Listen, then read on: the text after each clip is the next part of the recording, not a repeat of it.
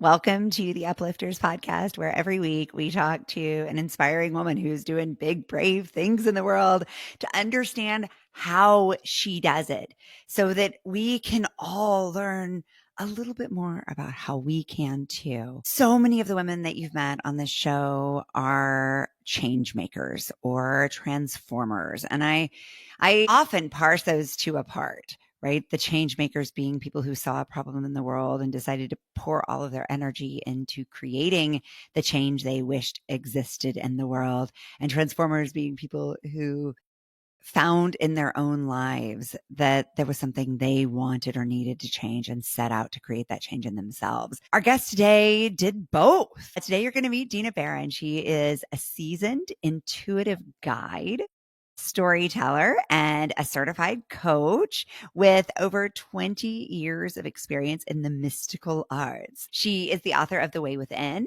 Igniting Your Intuition with Sacred Tools, and helps people find their purpose, respect their core values, and navigate their life's journeys with wisdom and love. Dina, I'm so excited that you are bringing your wisdom, your love, your genius, and your art to the Uplifters today. Well, thank you. I'm so thrilled to be here. You put out the same love and the same intention and the same. So even though my work may be a little bit different, So cool. it's got the same heart. I mean, it feels very full circle. Dina was nominated for the show by Candy Machek, who so many of you just fell madly in love with when we shared her story, which made me even more excited to meet Dina. So were you like born a tarot reader, Dina, or did you come to this in life? Well, yes and no. How I found this work was through my grandmother. So was I born into it? I would say that yes, Yeah. because she's family, but I feel as though I didn't know. I mean, she was always interested in astrology and she would talk about people as if they were their astrological sign. And I had no idea what that meant. And she would be like, "Oh, well, of course they said that, they're a Leo." And I'm just like, "Okay, what does this mean?" And so she started kind of teaching me. So I got like a little bit of a piecemeal introduction when I was a young girl, and I grew up in New Jersey, and I always loved to go to the boardwalk down in Atlantic City, and I would see women, reading palms on the boardwalk, and I would beg my mother, "Please, can we go get our palms read?" And she'd be like, "No, keep walking." So it's like I feel like it was in my blood, and my grandmother kind of dangled the carrot in the beginning, but I didn't start studying it until I graduated college and I came back to New York City, and I had a job that was working me very, very long hours. And I figured I have to find a way out. And how I found my way out was to take a class. And that class turned out to be tarot. So it kind of like circled me back. I feel like there was never a time that I was not interested in all things divination, whether it be palm reading, whether it be astrology, whether it be the tarot deck, like anything, runes or Lenormand deck or like crystals or any of that. I would always be like, "Ooh, I'd like to go take a look," kind of thing. I was always interested. Yeah. So So it was that deep curiosity yeah, that and led I you. carry that deep curiosity with me everywhere I go today as well. Mm. And I feel as though that is me in a nutshell. I am so curious about the world, and I just want to like pick the hood up of the car and kind of see how it's all happening, which is why I'm so interested about people. I want to know what's happening beneath that shiny surface that we show the world. We look like we have it all together, but on the inside, things may not be quite so clean cut. Yeah, as I'm listening to what you're saying, it sounds like the core theme across these is finding ways to make sense of the world and of humans. And of who you are, like, who are Yeah. you? What is your why? And once you figure out your why, what you want, who you want to be in the world, then it helps you figure out what you're going to do to make that happen. What you're saying here about learning is so meaningful on a universal levels. When I talk to women who feel stuck, when I've felt stuck in my own life, when my teenagers feel stuck, I have found that no matter how different we all are, no matter what our different values are, there's usually the same cure to the illness of feeling stuck. And it is to learn something, anything. And I think I would even fine tune that observation now after listening to you, which is to learn something that we are curious about. Yes, yes, that which draws you in. Like, I Yeah. feel like I've met so many people that, like, for example, they come from a family of lawyers. So they were always expected to be a lawyer. So then they follow that path. And then not too far along that path, they feel as though they're trapped in their own Mm. lives. And, they come to me asking, how can I be happy again? And I was like, well, let's look at your chart. And I realized you're a creative person. And the fact that you're doing like maybe accounting work or you're writing briefs all day, like, you're not exercising that creative muscle. And slowly that light within you that is creativity, that does light you up, is getting dimmer and dimmer and dimmer. But meanwhile, you've made your family happy, but have you made yourself happy? And I feel it's Mm. really important. Like what I really work with is I'm not worried about what the world thinks. I'm worried what you think. Mm. Who knows you better than you?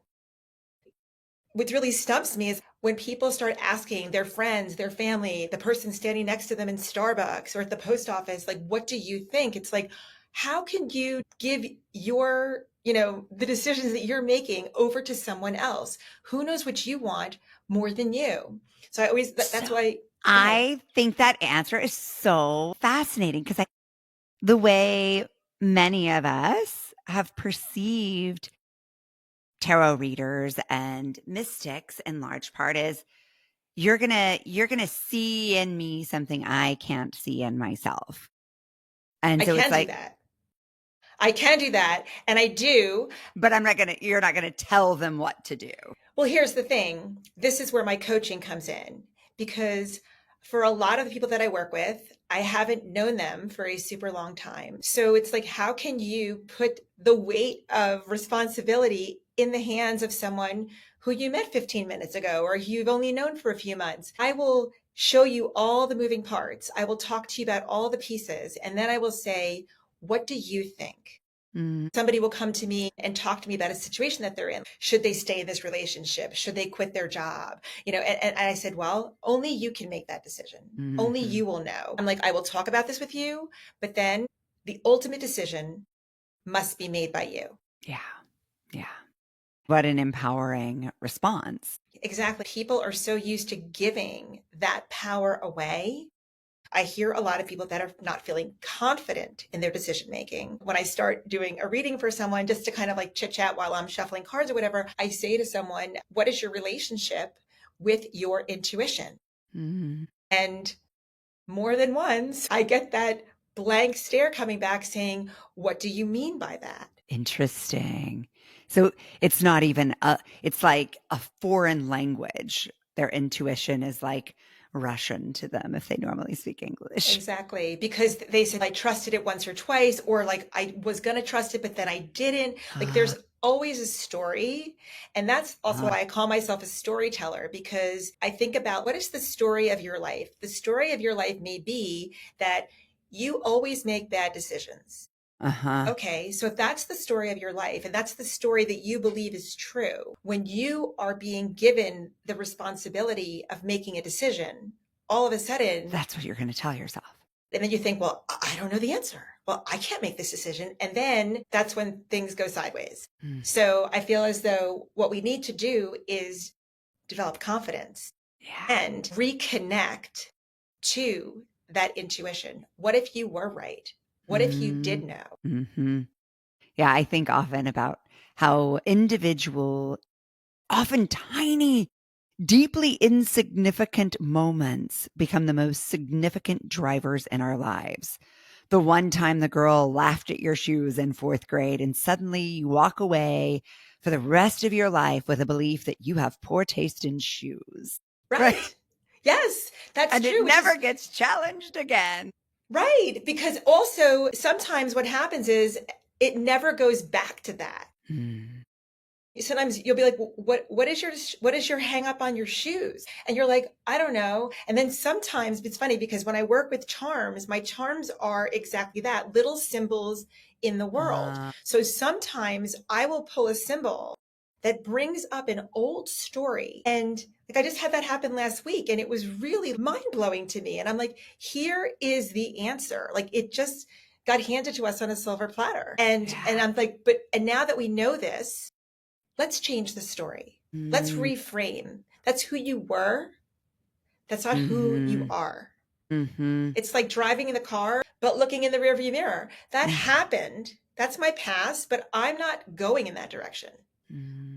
And if I keep driving, looking in the rearview mirror, things are not going to go well for me. I need to Right. start looking through the windshield, You you will know? crash. Exactly, exactly. But that's definitely, I feel as Wow. though people sometimes, and this can connect to like, were you the youngest in your family? Were you the oldest in your family? Were you, the class clown? Were you Mm.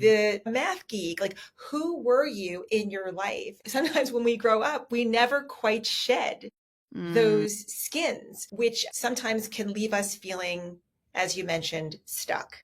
Mhm. And it sounds like you're using all of these as signals and, as you said, symbols to help open up these long, quieted conversations within ourselves. Yes. And I'm not saying that I'm above this. I mean, I have been stuck myself as well. And sometimes, like a dog needs to kind of like gnaw on a bone a little bit, you need to be stuck Uh, in order to learn the lesson. And I feel as though mm. that's what the universe does. It keeps you stuck in like Groundhog Day, so to speak, until you learn the lesson and figure out, like, here's how I get out of this hole. Here's how I Mhm. change the situation, kind of thing. Mhm. And then you can move forward. But it Yeah. has to happen through you. If We've somebody, all it's had kind that of, experience, right? We've yeah. heard the brilliant advice or idea 1,000 times before one day we say, "Oh, that applies to me." So for you, you started to learn about all these different methodologies, and I know you really went down a rabbit hole there and immersed yourself in that knowledge. And Yes. so over the course of that learning journey, what changed in you? So much. Well, my first, and I feel as though, I mean, yes, now I am a master tarot reader and I read palms and I do astrology and I do numerology and I have a lot of different ways that I work. But I didn't start out doing 16 things. I feel as though it's really Mm. important for you to learn one thing, like get good at that one thing. Mhm. So what I did is after my grandmother introduced me to astrology, what really kind of got me is I found tarot and I found a tarot class here in New York City where I live, and they had a Monday night class. It was every Monday night from 6 to 9 p.m. And they taught it 48 weeks a year. Every year, they would go through the entire tarot deck in a year. And then they do this thing, which I call the rotisserie chicken effect. And what they do is they turn it. So say one Mm. year we learn all about symbolism. And then the next year we learn all about tarot through the realm of color. Then we find the next year and we learn it all through the titles of the cards and what the titles mean. I went every Monday night for 8 years. But it wasn't the same thing because we were doing the rotisserie chickens. Every Mhm. year that I would go back, my teachers, who I love, they're like family to me, were teaching me in new and different ways. I know this tarot deck backwards and forwards. I know it better than I know the back of my hand. And I always say it's like I speak two languages. I speak tarot and I speak English. Wow. The thing is, tarot has numbers. So it started the numerology thing with me. Tarot has Ah. symbols. So it started the symbiology thing with me. Tarot has astrological associations. So it started the astrological connection for me. So a lot of the things that I Mm. did were natural progressions from the original work that I started with. Plus I was doing work to increase my intuition. Plus I was meditating, I was doing tapping. I was always taking a class. I am a forever student. I feel as though I just want to add and give more weight, more depth, more breadth. Like I just want to know more. My teacher used to say to me, he would be terrified because I would always be like, but why? I would like dig. He's like, he's like, if I had to know my stuff because you like held my feet to the fire. And I said, I want to know because I want to be able Mhm. to give the information and back it up and say, this is why this Mm. is important. Mm. So if you had been working in this 9 to 5 world, which was 9 to 9, I know, and then you became a master in these arts. At what point did you say, I'm going to leave this career path I thought I was on and lean into this new path fully or even partially? Yeah. Well, I will let you know that I always did like tarot on the side. Like, I don't know, everybody, There you I'm go. convinced that everybody has a side gig. So Hmm. first I was Now we can working, talk about it though. Do you remember though, like in the early odds, if somebody had a side hustle, it was very hush hush. You would never admit it. yes, Now you admit it and it makes you interesting. right. It was funny. I worked in Fascinating. sales and I had a boss that knew what I did on the side.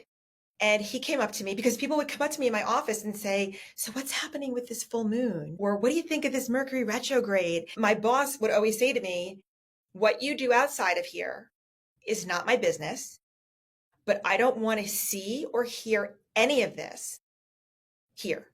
Ick. Here you sell. Here you work for me. So when people would come to my desk, I would be like, kind of like wave them away. I'm like, I'll see you in the bathroom later, or like I can't talk about this right now.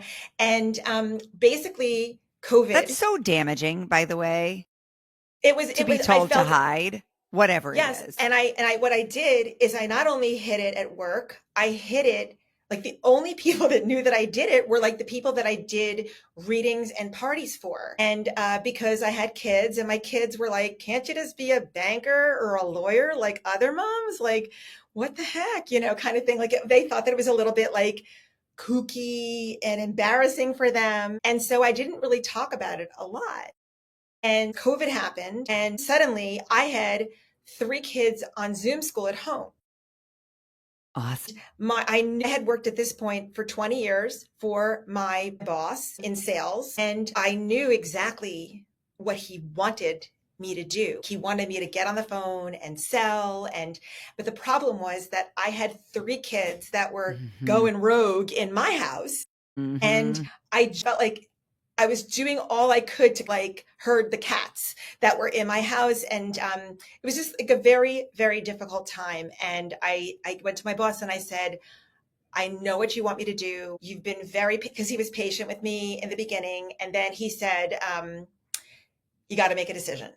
Mm. Either you're going to like do this full on, or he says, you're always welcome here, but you need to get your act together. Basically, I was just unable to do it all. I didn't care about it in the way that I used to, but I was new to coaching. So I'd always been doing like my readings, but I had never really combined it with coaching. So it took me a couple of years to get a rhythm down and figure out how to use it. But what ultimately was my off ramp from the corporate life was COVID and my kids just needing Mm. more support than I could give them.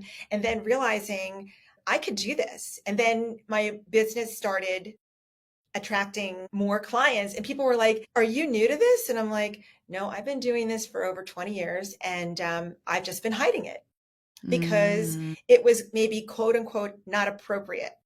Mm. Not appropriate to my boss, not appropriate to my kids. And so I felt that judgment. So I know Yeah. what it feels like to want to hide, to, kind of shrink from the spotlight. But you know what? A lot of people were not getting the bright light and the information that I can Yes. give them because I wasn't allowing it to shine. Yes. And I was like, Yes. you know what? Yes. Yes. We are going to change this story. Exactly. What a And trade off, it took a right? little while. Yes, yes. And I feel so free and so like it feels so right. Like I think back, like, how could I have stayed there for as long as I did? But it was just kind of like I just I was on autopilot. I just did what I did and I just made it work. And I'm so grateful for that moment when I realized I needed to leave. And Yeah. so that's where it all started. It's kind of like contagious, that feeling Yeah. of excitement about something. And so many people, corporate, high level, whatever, are really interested in knowing their tarot cards. They're knowing what I see for their astrology. I just did a big corporate event the other day, and the CEO wanted his palm read. And he's like, everybody needs to leave. And the two of us sat there. I held his hand. We read his palm. And he was like, wow. It was just like such a moment. And I was laughing. I'm like, if, the 10 years ago version of me could see this now, it would warm my heart. And maybe get me off that sooner. When Yeah. you think about that 10-year ago what was she worried would happen if she put her whole self out there? I was afraid of being judged because the work that I do is like people don't know what bucket to put me in because it's like you're not a doctor, you're not a lawyer, you're not a banker. You're kind of this out there woo person, but you do have coaching, but I'm not sure what you do. I was afraid to be like all of a sudden everybody whispering about me saying, what exactly is her thing? Like what, like I feel like people would misunderstand me. I feel like people would maybe not include me because they felt like I Mhm. wasn't intelligent enough Mhm. because I wasn't one of them, so to speak. Mhm. What I worried about was when I worked at a corporate like job, I had a consistent salary that I was making. And I was also worried about like, am I going to be able to earn consistent money doing this? Or am I going to be like kind of like the parlor trick that people bring in every Mhm. now and again? And I was like, you know what? I get to decide what this looks like because I had 20 years working in corporate. I know how to talk to all levels of people. So I'm not afraid of the CEO. I'm not afraid to get in front of a boardroom. I'm one of very few people that can combine this all together and have it make sense to you. What's more valuable than that? Like you being able to be authentic. Yeah. And so I made the decision that I was unwilling to hide. I was unwilling to shrink and that I was Mm. unwilling to be judged by people that really had no idea what they were even judging. Yeah. Yeah, and I think so often when we ask ourselves those questions, right? Like, what am I afraid of? We look at them and we're like, that's BS. That doesn't get to be in charge. That doesn't have to be the outcome here. That's just one idea of what I had about what the outcome might be. I had a young guy, I did a reading with him the other day. He pulled the passport. So I said to him, tell me about a passport. And what came up was after he explained to me what he feels is passport, he said, it's funny, my passport just expired. And he said, I'm embarrassed to tell you that I didn't have one stamp in there. He said, Mm. I have never traveled outside of the country. And I said, oh, I said, well, tell me about that. And he said, well, my parents never traveled. And he said, and I think that I wanted to travel, but then I was afraid because I've never been. And then I went and got a passport, but I never did anything with it. And now it just expired. So he was telling me that like this version of him that is like afraid. And I said, so what exactly did you want out of this reading? And he says, well, I got stuck a couple of years ago and it took me a few years to get it together. And I'm looking for a job. And he goes, and I'm afraid I'm not going to be able to find a job. And then I'm going to get stuck. And I said, okay, talk to me about the passport and getting stuck. And he said, well, I said, what does a passport represent to you? And he says, well, I can go anywhere. I said, right, it's freedom. And Mm. I said, it's independence. Like you can take your passport and go anywhere in the world.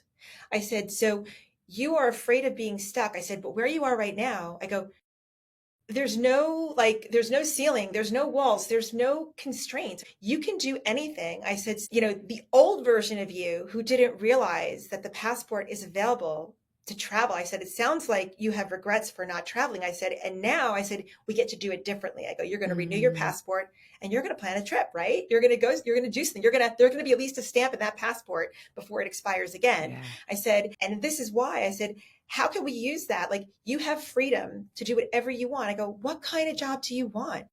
What would not feel like being Mm. stuck? What would not feel like, what would feel like freedom? What would feel like independence? And he's like, yeah. He goes, I know what kind of work I want to do. I go, but what? But what, your parents might not approve of it? Mm. I go, they're staying home. You're going on a trip. And that trip Mhm. is your new life. I said, so you're not going to get stuck. You have your passport. You're ready to travel. You're ready to move. And I said, and I believe that things will be different this time. Mm. I'm seeing it in you. What a brave thing for him to do to say, I'm going to come and let you see me.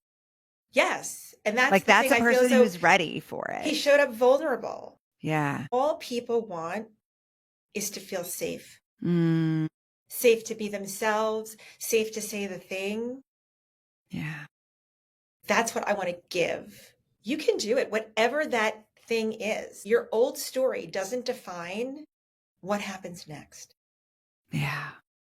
That's really beautiful. And I think the more we can bring those stories and lay them out on the proverbial table and see them for stories, the more we see that we can rewrite them. So as uplifters, there is nothing we love more than to uplift other uplifters. So, Dina, how can we as a community help you with your goals right now? Wow. Well, first of all, I had this whole experience that I felt like women needed to find their light. So I wrote a book, and the book is Yeah. called The Way Within. So that book is right now on Amazon. So if Awesome. you We want will to do share this links. yourself, you can go to Amazon and get this book. And I also have a charm journal that is out there now, and I sell my charms. If you want to work with charms, I can help with that. I have coaching programs that if you want to do a combination coaching and know your numbers, know your astrology, know your tarot birth cards, which is unbelievably powerful. You want to empower women and show them that they are the light. I am here to guide them, but I want them to know what lights the way is the light that shines from their heart. And all they need to do is listen to their heart in order to know the way. How beautiful is that? I remember nothing else from this conversation is the power of listening to ourselves and being true to the unique, extraordinary being that each one of us was born to be. I'm so Amen. happy Candy introduced us. Thank you so Yes. much for bringing your art, your magic to the Uplifters. Thank you. It was my pleasure. I love talking to you. You are doing amazing work, Aransas. Thank you. It's like gaga joy. The best, right? I forgot to ask you, who do you want to nominate for the Uplifters? Who do I want to nominate? So let me think. I would like to nominate can I nominate my mom?